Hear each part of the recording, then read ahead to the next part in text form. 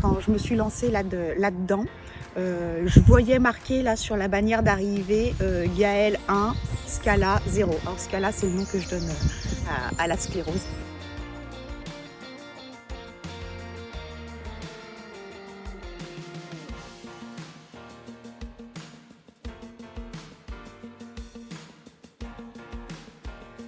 J'étais déjà sportive avant.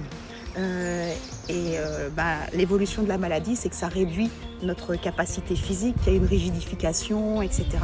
Donc je me suis dit, plus je vais entraîner mon corps à bouger, à être mobile, plus je vais développer les zones neuronales qui sont responsables de la motricité.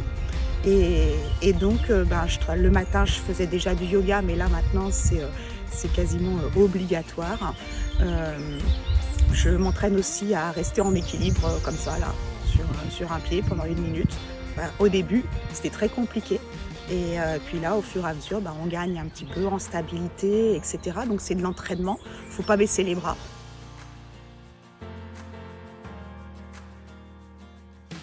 Je courais un peu comme ça pour le plaisir.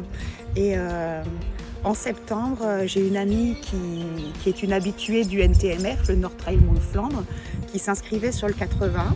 Et je me suis dit, allez, chiche, je vais faire un marathon.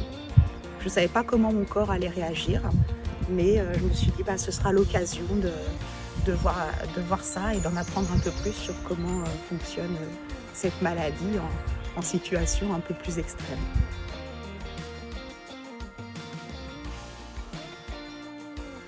« 12 semaines avant le marathon, on rentre dans ce qu'on appelle le plan d'entraînement. Alors moi, je me suis choisi un plan pas trop strict, où je pouvais avoir de la souplesse, qui donnait juste des temps à faire, pas forcément des kilomètres, pas forcément des vitesses, et puis faire un petit peu de fractionné.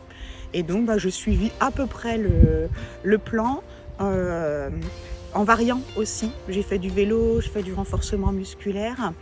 Et les fois où en fait j'étais trop fatiguée, j'ai écouté mon corps et j'ai sauté l'entraînement. Et je pense que ça c'est important parce que le repos il fait autant partie de l'entraînement que l'effort.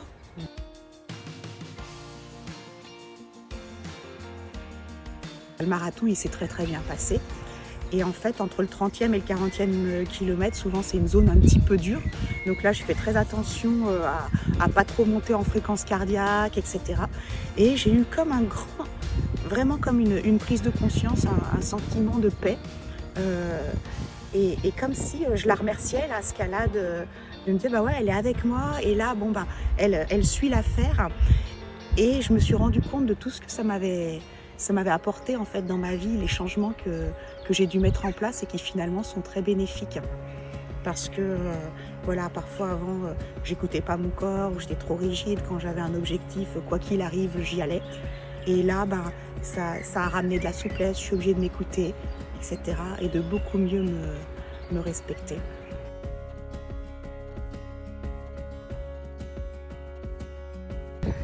Alors en fait oui, ce marathon c'était mon propre défi parce que moi c'est ce qui me tenait à cœur. Mais ce que j'ai envie de dire c'est que cette maladie c'est pas une fatalité finalement. L'important c'est de l'accepter parce que elle est là et puis de se traiter avec douceur, compassion, bienveillance et de continuer à croire en ses rêves. Peut-être parfois il va falloir les ajuster. Mais c'est vraiment la foi en la vie, la foi en soi et puis écouter son corps avec douceur.